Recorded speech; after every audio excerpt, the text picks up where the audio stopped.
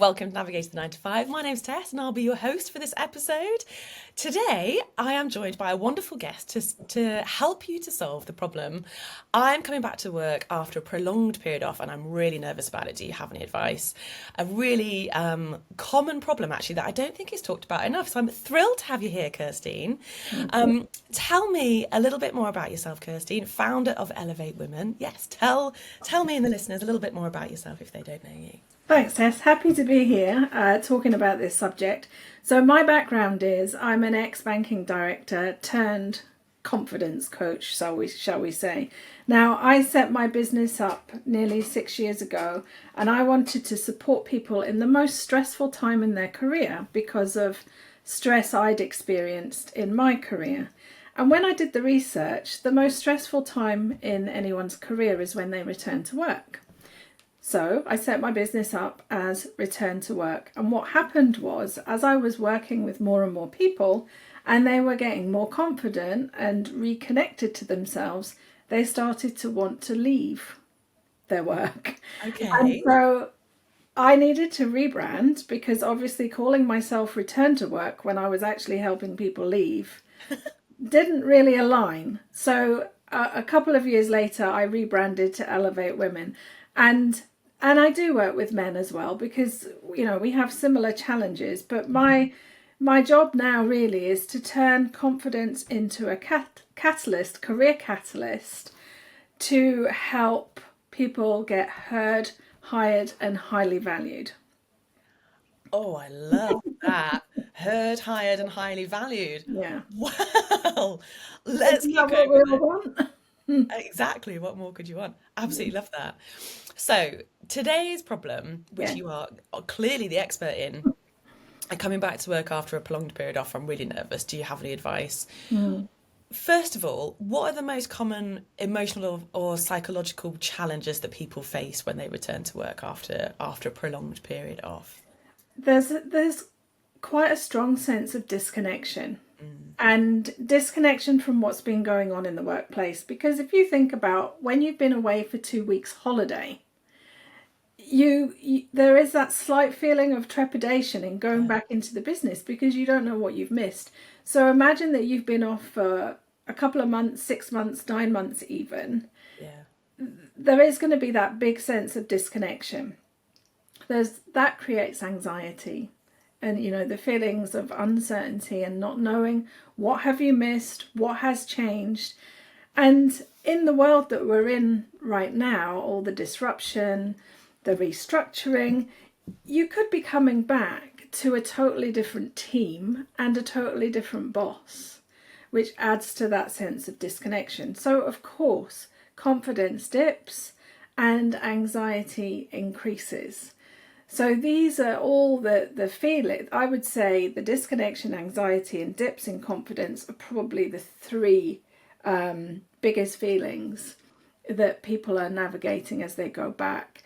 And then it's about how do I balance whatever else is going on. So if it's a phased return, or if you now have a new person in your life that you need to care for, how do I balance all of that with this career that I left? And one of the things that I hear a lot when people are going back to work after, say, parental leave is it's going to take me a while to get back to where I was. Yeah. And that's a mindset that can hold us back sometimes because your skills haven't changed, your experience hasn't changed. You're just navigating some different feelings and experiences. That's it. So it doesn't have to take, it will take as long as you decide. Yeah. So that's a really interesting phrase, that in terms of like getting back to where I was, because I wonder actually if it's even possible to get back to where you were. Like you say, if you're coming back after parental leave or a prolonged period off, maybe there's been like a health scare or something, like Yeah. things, huge things like that happen in your life are going to totally change your priorities, right? So actually maybe this goal of getting back to where you were, actually the reason it's so difficult is because actually you're never going to get back there because you have changed fundamentally in this time that you've had off. And that's why sometimes people decide to then do something totally different. Yeah. I think the point here is, let's just check our expectations. And, what are we expecting when we go back? Are we expecting to do everything perfectly and create balance in our lives? Because if we are, that's probably going to lead to some sort of disappointment. But let's be real about what is possible, and linked to that, it's this ability to ask for what we need, to ask for the things that are going to support us to thrive in our role and at home. And when I was working with people and doing the research before I launched my business, one of the big things was that people felt reluctant to ask their boss or their employer for what they really needed, because they felt like they were indebted to the company because of the time they'd had off, which isn't true. Yeah. And you're asking for something that's going to help you do a better job for the company. So it's really important to really tune in with, well, what are my expectations of myself, and what do I need in terms of support that's going to enable me to meet those expectations. Is that usually things around kind of sort of flexible working hours? It could be flexible working Yeah. hours. It could also be asking for support at home. It could also be if you need certain resources that are going to support you to thrive. It could be reconnecting you with the network at work, repositioning you in your business. Do we just slide back into work as someone who's returning from some sort of leave, or does our boss position us back as this valued colleague who's going to have this impact in the business? Love that. So so it's just as much about how the manager manages your comeback, essentially. The relationship you have with your manager is massively important from the moment that you're going to be out of the business to when you return. And some of that is around being honest about the type of communication you want when you're off, because that helps with the feeling connected.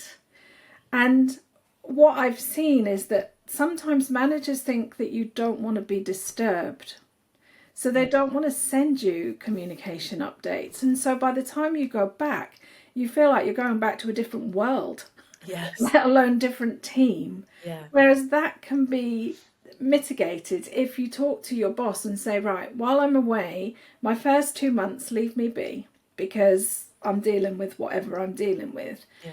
But after that, can you send me company updates, maybe once a month or every couple of weeks, whatever it is, so that I can just read them at my leisure and feel a bit like I know what's going on when I come back. Yeah. And it's having that clear conversation. And then it's saying, this is how I want to be positioned back in the business. I love that. You've just reminded me, actually, in one of my previous companies, we used to have Friday all hands meeting. So Oh, yeah. all companies call these things slightly different, but like an all team meeting, basically, where we just kind of go through and do updates. And I remember a couple of women on the call that had babies. Actually, a couple of men as well, actually. And you'd sort of scroll through the pictures, and they've got a baby that they're burping over their shoulder. They're just kind of coming in to see what's happening, just to kind of, exactly as you say, sort of stay in touch. Yeah. And I think it was a real testament to the culture, actually, that was encouraged, but it was encouraged in a kind of gentle way. Like, there's no expectation while you're off on parental leave to join, but if you did want to, you look around. It was always on a Friday, so most people were at home anyway, always working from home, so there'd be babies, dogs, cats, whatever else it was in the back of videos and stuff. And that's actually a really, really nice way to do it, actually. Lots of organisations do keep in touch days. Yeah. And as you say, doing it where there's no real obligation, where it's not formal, where it feels supportive, that's great. And the communication. Yeah. So if I if I am someone that knows that next Monday, whatever, is my first day back after a really long time, and I'm a week away from that day or whatever, starting to get really nervous, really anxious, what's kind of, do you have sort of a few things that you like of advice that you would give to me, like a week before I go back, or sort of 2 weeks before I go back, or? So the first thing is create as much clarity as you can for yourself around what you're going back to. So if you need to talk to people, old colleagues, your boss, whatever, have a call and create, as I say, as much clarity as you can. If you need to return to a different place, or if you're working from home, figure that type of stuff out. Technology, just do everything you can to make it as easy for yourself as possible. Maybe call in a bit of extra support at home if you can, or extend hours of childcare if you can, and manage your expectations around what else you're likely to be able to do. And I know these things all sound really obvious, but sometimes we think we've got to set a routine up that's going to last forever. Your first week or two, set a routine up that supports you. That's your primary focus. And then it's about how do you soothe whatever it is that you're feeling. Like I said, we have heightened anxiety and stress levels when we're going back to work. So what are the tools and techniques that you have in your toolkit to regulate your nervous system, help you feel as calm as possible? Because calm is confidence. So whether that is conscious breathing, whether that's tapping, emotional freedom technique, that can be very, very supportive. Meditation is brilliant. When I was at my most stressed, I was meditating every morning, making sure you're getting good sleep. Sleep is everything, we know this. And just do the things to support yourself.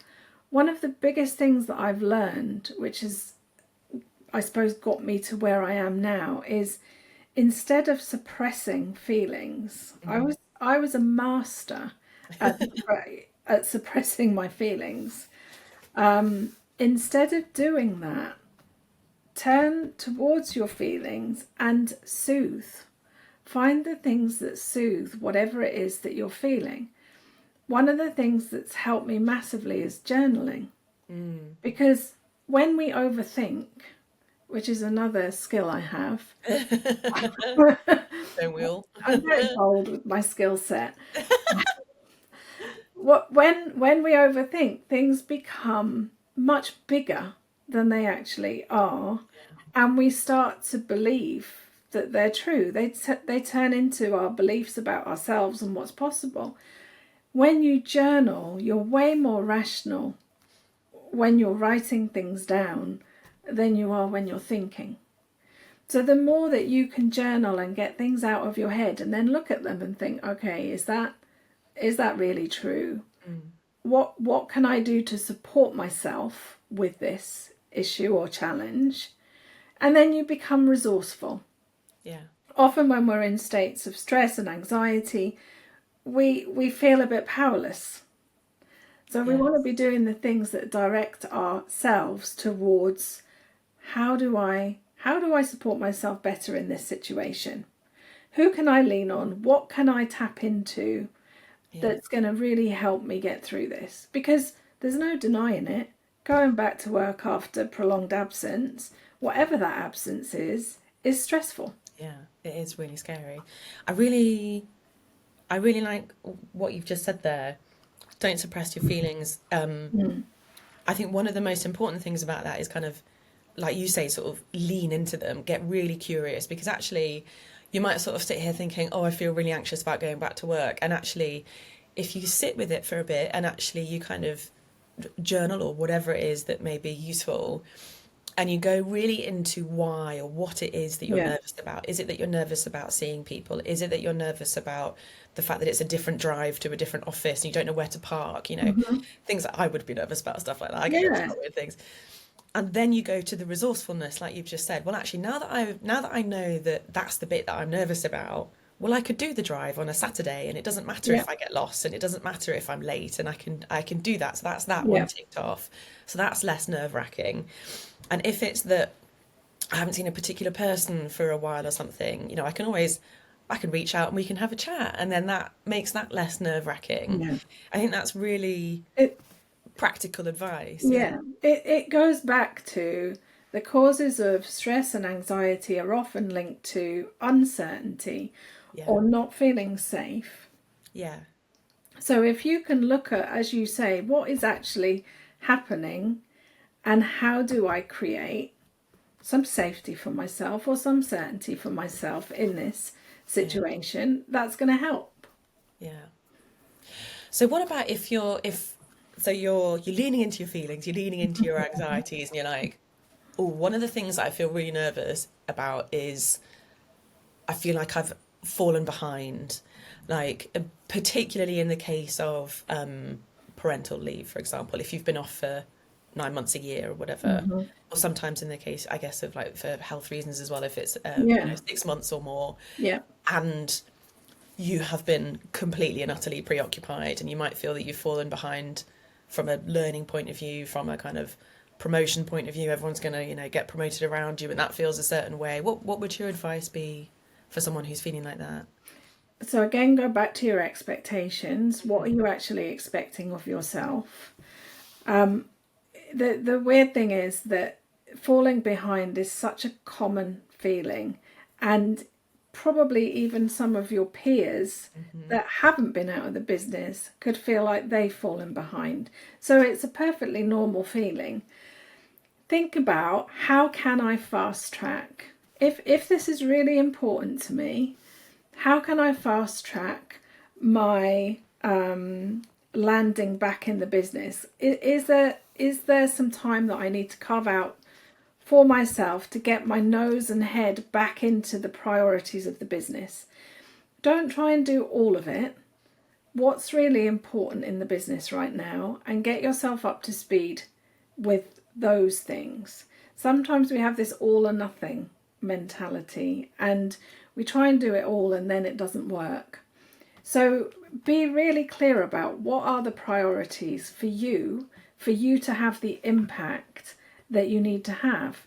Because if you're focusing on getting back on track, if you like, the most important thing to underpin that with is impact. Yeah. That's how you propel yourself in your career, is by the impact that you have. So what are the priorities and how do I impact them? Yeah. I actually talk a lot about this in what I teach, and actually a good way to get back in touch with what the business priorities are is to join those team-wide, company-wide meetings, because that's often where progress to objectives is talked about.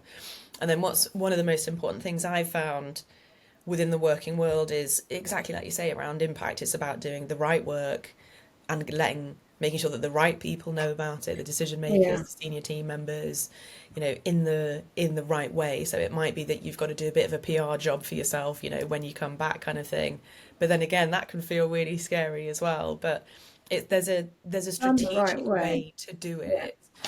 Don't get overwhelmed and try and tell everybody everything and shout from the rooftops about all the great stuff that you're doing, because nobody wants to hear that. No. But actually, if there is an appropriate forum and you are focusing on high quality, high impact work that's directly driving the business forward or contributing to the objectives, it is important actually that people do hear about this. That there's two things I always talk about, not just for returners but for future proofing Yeah. our careers, strategic relationships. Yeah. So come back and think about, and this is where I'm talking about, ask your boss to be positioned, but also map out who are the influencers, the decision makers. What do the power dynamics in your business look like now? Because it might look very different to when you left. Yeah. And start to plan how you engage with those people. So that's the strategic relation element. The next bit is strategic visibility. Don't try and be seen by everyone all at the same time. Be clear about, like you said, what's the impact I'm here to have? Who needs to see that I'm back and I'm having that impact? Yeah. Because all or nothing again. We don't want that. It's very intentional, strategic thinking that will allow you to get back on track with a bit more ease. Yeah. We used to call it stakeholder management, which is like the world's wankiest corporate phrase. I hate it. Mm. But it's so important. But don't think of it like that. Don't make it so corporate that it puts you off. It is No, absolutely one of the game changers that is going to help you but hit yeah, the ground running, especially coming back to work um if you're back but things have changed, like if you yeah, still have ongoing health appointments, or yeah, like you say, have a child or a dependent or whatever, you're not going to be able to give work your 100%. And actually, side note, I don't think work should ever be 100%, because it's very you've important to all have a got rich life. life outside of it, but that's a whole other conversation. But when we have even less time and less space mentally, it's even more important to focus on the strategic Yeah. visibility, is one of my favorite phrases. And Um, as far as when you think about strategic relationships, which is why it's different from that wanky term, as you said, this is about the relationships that are important to you, yes. not just the business. So Yeah. there could be some external relationships Mm. that are really valuable for you as you're back into the workplace. Yeah. Yeah, I love that. That's a really good, really important point. Mm. You mentioned there about your manager helping to like position you to come back into the workplace. If if you're sort of soon, if you know that you're coming back soon and your manager hasn't reached out or hasn't done very much, I guess my first question is, how do you sort of make your manager do all the right things? Or, what would your advice be for a manager who is listening that knows that they've got a person either going off or returning to work soon? So, if you're the person returning, the most important thing is to make it really easy for the manager. Yeah. Sometimes return to work processes are not exactly inspiring, let's say, and very unlikely to be the favourite part of your manager's job. And it feels Yeah. uncomfortable sometimes because Yeah. it can feel like it's an imposition or an Yeah. interruption. So make it really easy for them. Get in touch with them. They haven't not got in touch with you because they don't want to talk to you. There are other things at play. Yeah. So get in touch with them. Tell them what's going on. So be really clear, and then tell them what you want. Mhm. But because if you're clear, then it's easier. What if I When don't know what I want? Well, you want to do a little bit of figuring out before you talk to them. Maybe talk to a trusted friend, Yeah.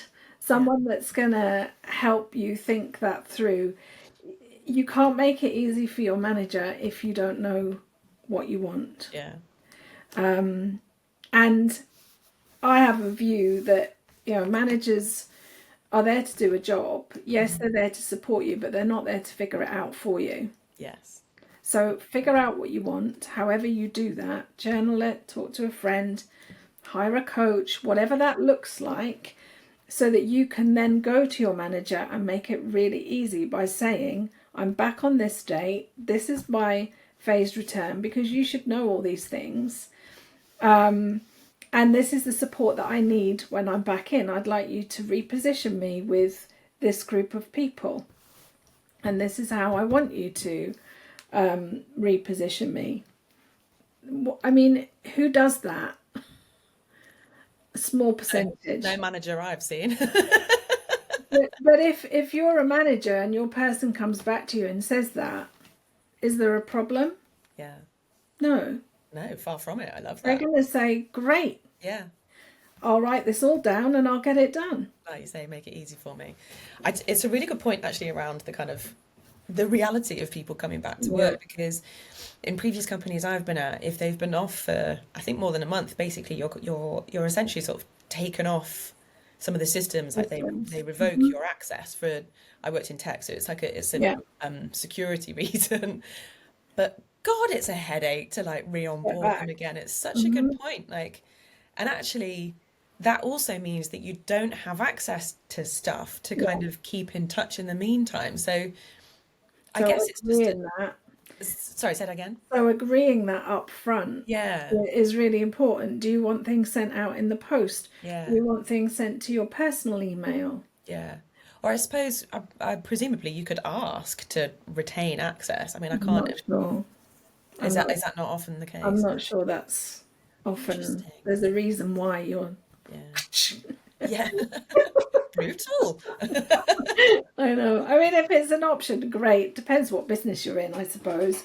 If it's an option, and ask, and you'll know. But Um, it's really interesting you say that. So the other side of it that I suppose we haven't talked about, and I've also had experience of this, is when people are off, but they still have access to everything. They still have access to all the messages, and they pick up their emails like once a week, and they stick their nose in, and they're like, "Oh, have you done this? Have you done this? Have you done this? Or what's happened with this?" And because they're only online once a week, they miss all of the context, all of the other conversations, all the other Slack channels, for example, or email threads or Teams meetings or whatever that they're not on, and they haven't got the context of yeah, the rest of the dangerous. conversation. So, would do you have any advice for people who, I guess, worry about losing touch? Like, would you advise people to try and join meetings like that, or would your advice be to check in with one or two people, I guess it once a month depends type thing? what you're off with. Yeah, okay, fair. Yeah, You yeah. know, if you're off with a broken leg Yeah, and you want your head in the business yeah, still, then you can manage that yeah, in a way that works for you and be available to pick up the context, like you yeah, say.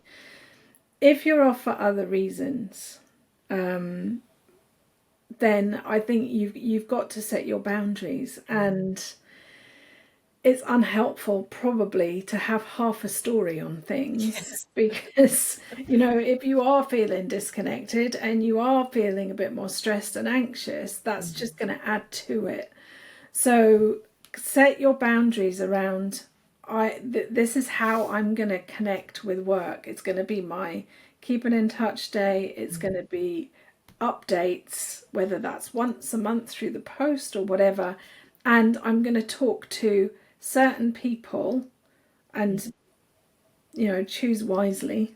yes, Certain people that are going to give me, a factual summary rather than the drama yeah, yes, that can be absolutely misinterpreted. yes, And just it's about thinking through what's going to serve you best, so that when you get back, you're back in it.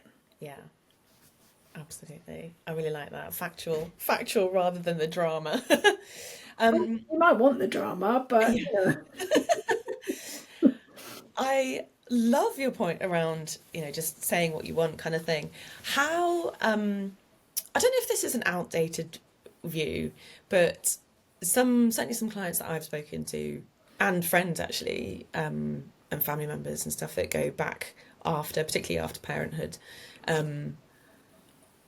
want to ask for flexibility to, yeah, pick up children from school, but they're worried about if that will be sort of penalised, if that will be held against them. So when you talk about, tell them what you want and what support you need, do you think, is that, I mean, I'd hope that that's not the case anymore, but I haven't it been still through is that the myself case. personally, and is it? Yeah. Yeah, I think there's still that fear, and there is still a lack of flexibility. Yeah. And that is one of the main reasons that so many women who return after maternity leave are not still in that business a year Yeah. later. Yeah. And I think it's a balance, because you have to understand the business position on this. Yeah. Flexibility is a wonderful thing, but you have to be able to show why it's fair for you and maybe not fair for the majority. Yeah. So that might just be a phased Yeah. flexibility thing. The other thing is how we ask for things. And if it's all I need because of me and my life and my choices, Yeah. that isn't that well received often.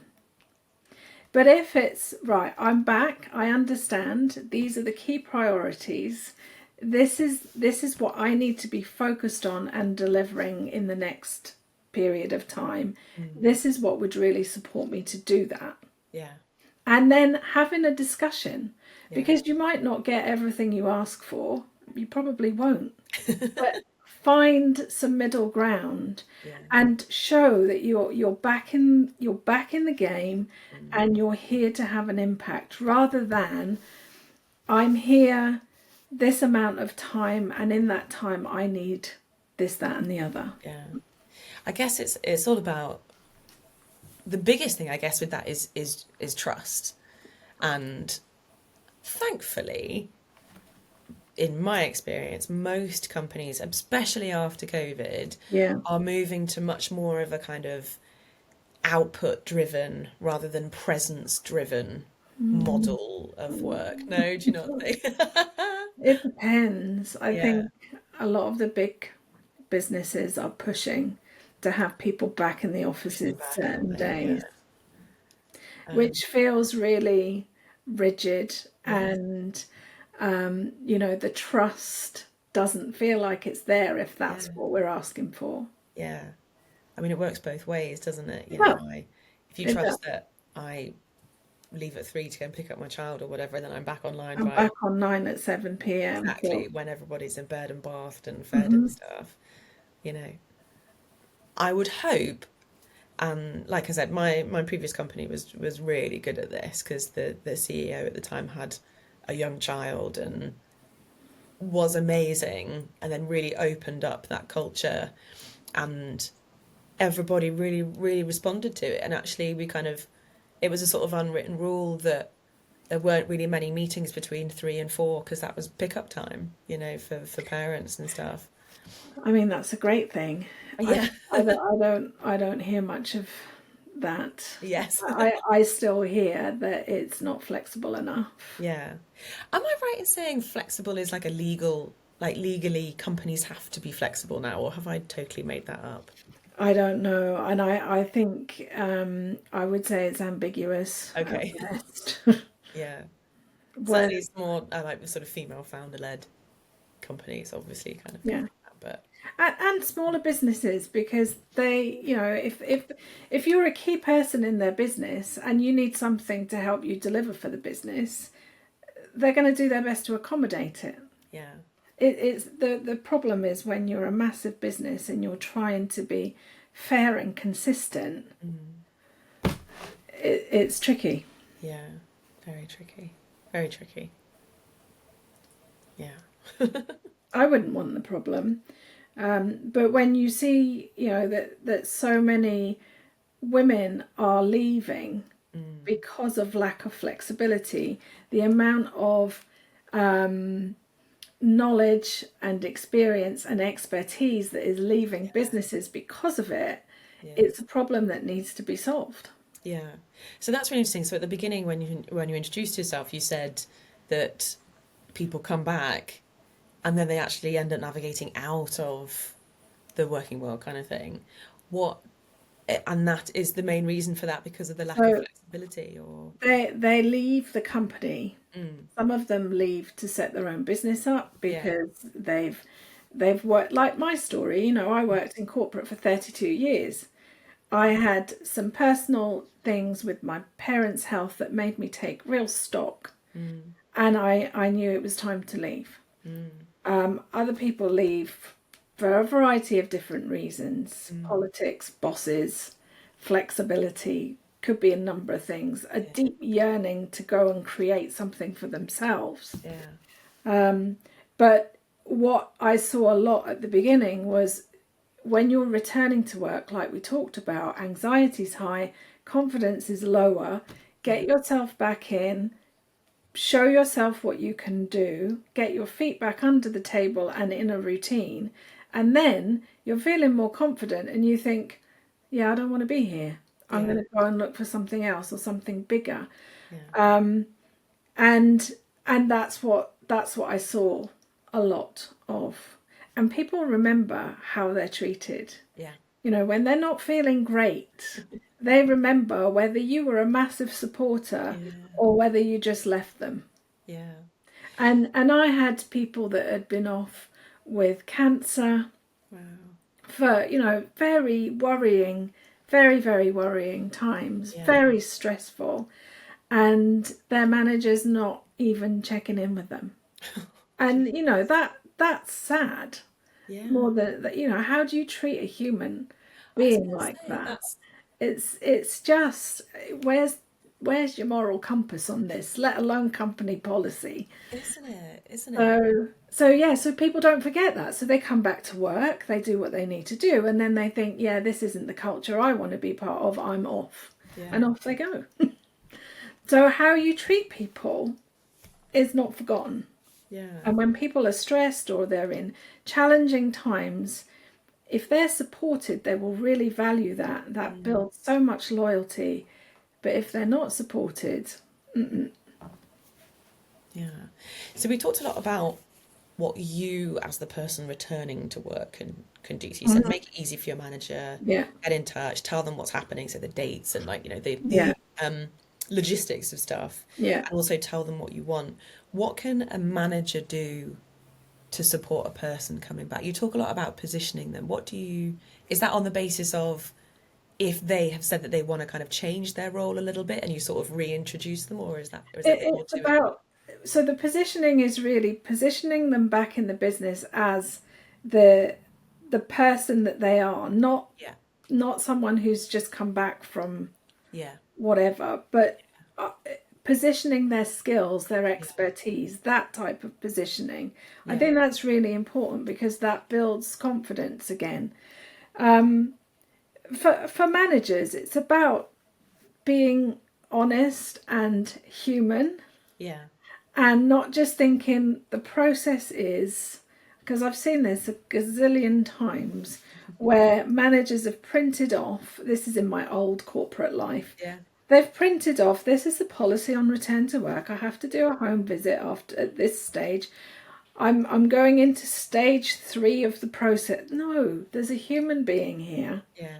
and you're also a human being. Yeah. Talk to each other, understand what's going on, and provide the support that you can. Of course, you have to follow process, but I'd say process is a bare minimum. Yeah. Yeah. But also process feels like Oh, so often it feels really like unhuman. It feels uh-huh. really kind of formal. And actually Yeah, sometimes in a lot of cases you've been working with managers for many years kind of thing. And actually you would sort of hope that you have a relationship far above yes, what process would dictate. But then again, I suppose as the manager, you might be nervous that you need to kind of tick all the boxes and do things the right way. So you might not feel like you're allowed it's that to balance. reach out more, kind of thing. Yeah. And that's why if it's agreed, then you are allowed. Yes. Yeah, fair, fair. Yeah. Yeah. It's all about communication, isn't it? Yeah, Like you say. And then you kind of get a feel for what the other one needs. Yeah, just like you say, talk to each other. be human. Be a human. Yes, that would be my advice for Yeah. everything. So if you know that you're going to have a prolonged period of absence, is there, do you have like a checklist or whatever of things that you should do before you go off? I don't have a checklist. Or good advice. I think it's just you're going to be thinking about what's happening now. So you're going to be thinking about making sure you can deal with what's happening now, whether that is, health, whether that is having a baby, or it whatever that is for you. If you can think about what's going to happen when you come back, because that's just going to prompt you to have certain conversations. And it's going to be different for everyone, dependent on your position in the business. Yes. Yeah. So I guess, yeah, and then there's talk about like difficulty around. So one of the fears I've heard, especially with parental leave, is if there is somebody else doing your job in the meantime. And it's like all the anxiety around like, Will oh my they God, do a what if they're better better than job? me? Yeah. What would your advice be to someone who's feeling like that? I would say, first of all, it's normal. Me and you have just said it. Yeah. But at the end of the day, it's your job. Yes. So whether, whatever goes on with the individual, it's your job. And your job when you come back is to reconnect and show people why it's your job. Yeah. And try not to get hung up on this competitive or comparison that is so common in our corporate world. Yeah, it's so true, isn't it? And actually, everybody's different. Everybody brings their own Some people perspective, will, skills, experience, yeah. you know. And part of the reconnecting, is reconnecting with who you are and Yes. what you bring to Yeah. the role, so that you walk back in remembering that. Because if you've just had a baby, what you bring for the last few months looks very different. But Yeah. you're going back into this position, and you need to remember the impact that you have. Yeah. I think so. I want to talk to you a little bit about identity as well, because I think that's one of the biggest things around, like we said quite near the beginning, I think kind of trying to come back and get back to where you are. And actually, you might not ever get back to that because your perspective, priorities, whatever, have totally changed. If that's the case and you're having sort of, I don't know, not quite an identity crisis. I don't know how to phrase it, but like, your identity is changing or has changed, but now you feel like you're going back to an old environment kind of thing. And that must be quite difficult to deal with as well when people are expecting you to be the same person that you previously were. What would your advice be to someone who feels totally different, whose identity is now different, but is expected to kind of just fall back into where they were before, sort of thing? Well, whose expectations are they? And whose expectations do you want to meet? For me, it's all about choice. Yeah. So if you come back choosing to be the same as you were, some people do. Okay. That's okay if you can manage that. But Yeah. you're going to need to make sure that you've got support, boundaries, all those things that we talk about all the time in place. If you're choosing something else, that's fine. That's also fine.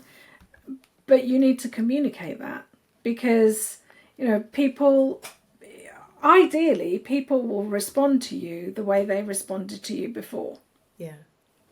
If you want something different, then be clear about that. Yeah. So if you're the person that before your absence you were working first one in, last one out, then show them with your actions that you're being effective in a different way. Yeah. I love that. So I've studied what's his name, Dr. Benjamin Hardy. He's like an author, and basically kind of, I don't, are you aware of him? I've come across him. Yeah. Yeah. He talks a Well, lot his about work. identity and basically like sort of becoming your future self now kind of thing. And he says that identity is made up of two things. The first is the story that you tell about yourself. So that's what you say internally, like mentally to yourself, but also what you call yourself to other people, like sort of titles you use and how you talk about yourself, that kind of thing. And the second piece is around the standards you accept. So that's boundaries that you put in place. So I think that's a really interesting point around, you absolutely have the choice to go back to exactly where you were if you If want that's what you to, want. but you also have the choice to be totally different if you Yeah. want to. And the way that you do that is by, so much of this is just communication, isn't it? But it's also about getting back in touch with, just taking a bit of time to reflect on what you want now, because things might be different, and therefore Yeah. changing boundaries and stories around that. Yeah, I love that. I do a lot of work around self-concept, because and your self-concept is a lot of what you've just described. Yeah. I think we always need to be thinking about, well, what is the expanded potential for ourselves, whether we're returning or whether we've just been promoted, or whether we're feeling stuck, which so many of us do at times. What is that vision that we have that expands the potential we have? Because We know that women, for example, underestimate their potential. Women also underestimate other women's potential. Yeah. So if we can be working on what is a bigger view for ourselves, and that includes how we talk about ourselves, how we position ourselves, then that's really going to help. So whenever we're transitioning, start to look at what is the expanded view, and then what are the support structures we need to put in for ourselves to enable that. What are the things that we will not tolerate that maybe we used to tolerate? Because, when, for example, if it's just you in your life, you might well tolerate some things that you're not going to tolerate if you've now got an extended family. So what are those things? What does it look like? How do you communicate that?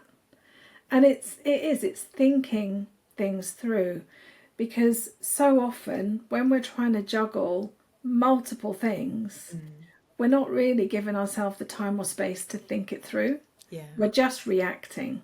Yeah.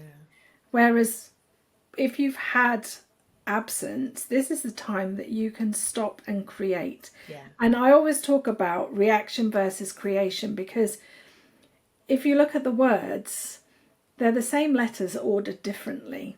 Oh, I love that. And this is what we need to do. We need to order things differently so that we can step into that expanded vision that we have for ourselves.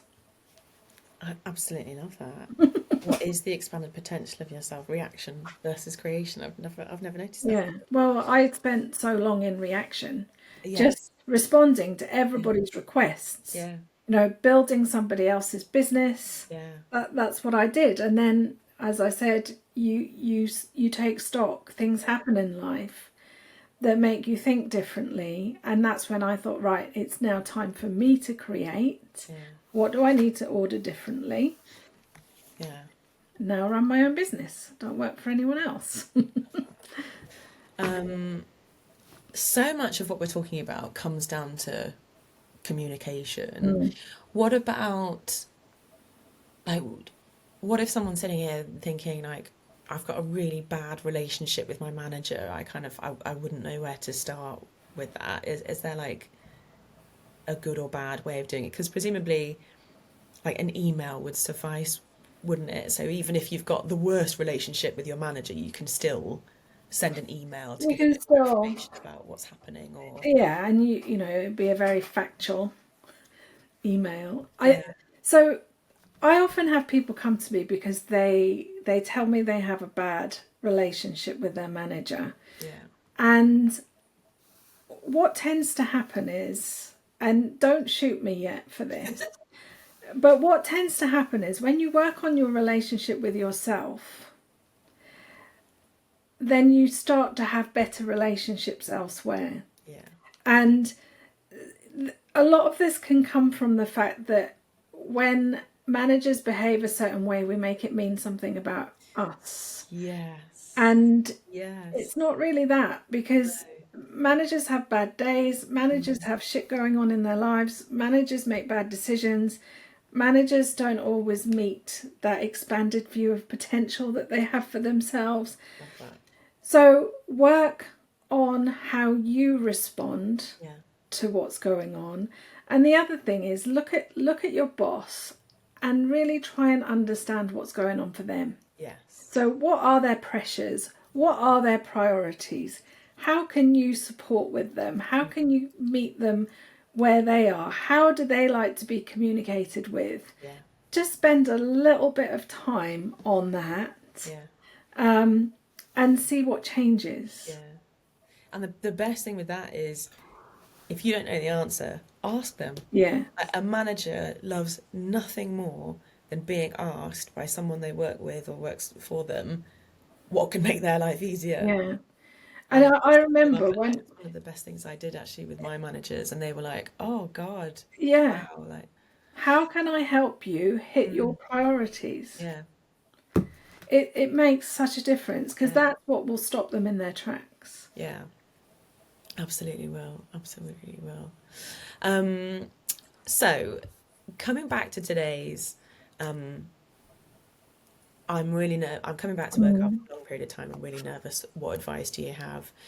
What is the first thing that you would say to them to do, to somebody who's listening right now who's absolutely dreading their first day back? Breathe. Love that. Stop and breathe. Do some sort of conscious breathing. I like to use 5-5-7. So in for 5, hold for 5, out for 7. And if you're on your own, let it out ugly, because moan and groan and Oh, I love that. because that is what will reset you. Yeah. And then you can start to journal, start to look at it. What is it that's creating these feelings? How do I soothe those feelings? How do I support myself? Yeah. What can I ask for? I always talk about resourceful resilience. People pride themselves on being resilient, but we're not always resourceful about what will help us get through this. And that's the opportunity. Treat yourself like you would your best friend. Yeah. How can I support you? I love that. I think that's such good advice. If the thought of going back, like if you're really dreading that first day and the thought of it is making you really anxious, like almost sort of panic attack territory type thing, take some time, breathe, and then once you're kind of calm, then, as you say, the resourcefulness can kind of kick in and you can get closer to once you're calm, what those emotions actually mean, what that anxiety is about, like articulate, get curious about what it actually is. It is slowing down and challenging your thinking. Yeah, I love that. Easier said than done, perhaps, if you've got a screaming baby in your arms, but Oh, I get it. And listen to your gut, because we're in our head so much. Yes. Tune in, even if you've got a screaming baby, you can find at some point 5 minutes for yourself. Yeah. To just breathe, to pay attention to what you're feeling. Yeah. And to then ask yourself some questions about what you can do that will make yourself feel even a teeny bit better. Yeah. And do that. Yeah. Oh, I love that. I've so enjoyed speaking to you today, Kirsty. Likewise. Thanks.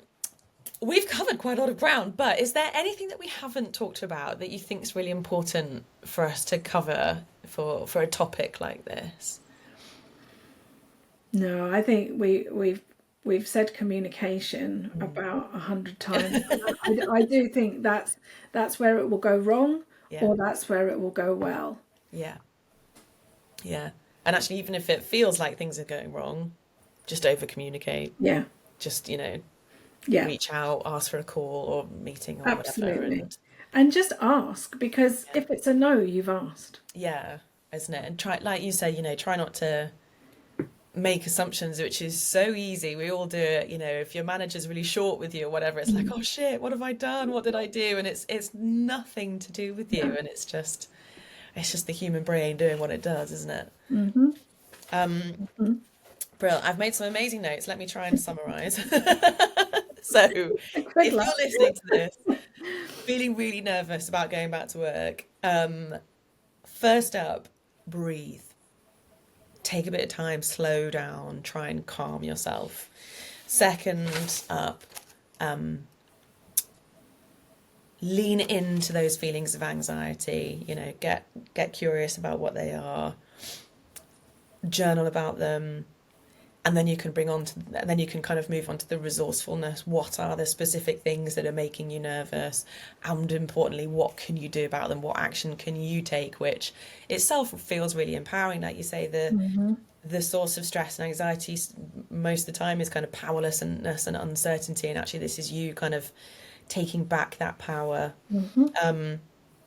Check your expectations. I think that is really, really valuable. Kind of, you will probably feel different. Work might be different.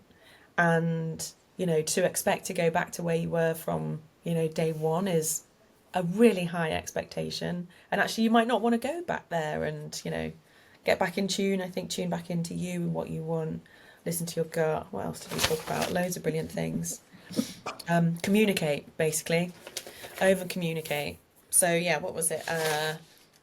Make it easy for your manager, kind of thing. So get in touch, tell them what's happening, and tell them what you want. And if you don't know what you want, then just take a little bit of time to tune back in and work out what that is. Yeah. And in the same way, if you're a manager, you know, communicate, be human. Be a human. Be open.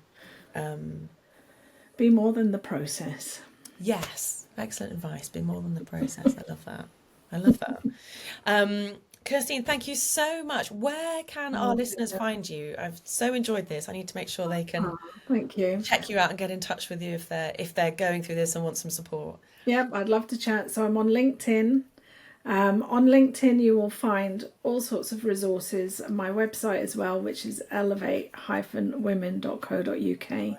There is a confidence quiz if anyone wants to do that, and it provides some tips and insights to help you build that as you go back to work, which is all about supporting you.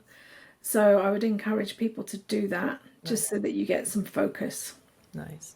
And just a note on, as you said at the beginning, even though it's Elevate Women, you do work with men as well. So if you're a guy listening to this, then yeah, absolutely. You know, all of the above is absolutely relevant, regardless of gender, kind of thing. Definitely. Oh, well, all that's left to say is thank you so much for being here, Kirsteen. I've so enjoyed it.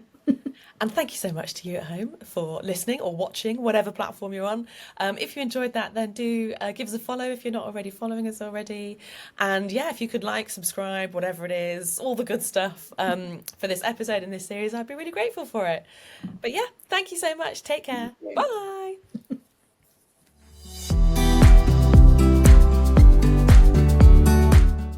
If you want to get promoted at work this year, I've got just the thing for you. Whether it's a promotion or a pay rise, whatever it is, if you want to end the year on a high, you need my 30-day free career coaching program. 30 days, 30 emails, 30 short, sharp hacks, which come from my 6-step method to help you take back control and redesign a working life that lights you up. We start with you, we find your zone of genius, and then we go all the way through some leadership capabilities, some mindset stuff, and we hack our way through so that by the end of it, you've got a toolbox to help you actually get promoted at work. And we even do a live visibility sprint in there. So if that's what you want, if you want to get a promotion at the end of the year, if you want to get a pay rise, whatever it is, you need to join this. So check out the resources at lightmeup.club/free resources. The link's in the show notes as well to have a look. And yeah, I really hope to see you there.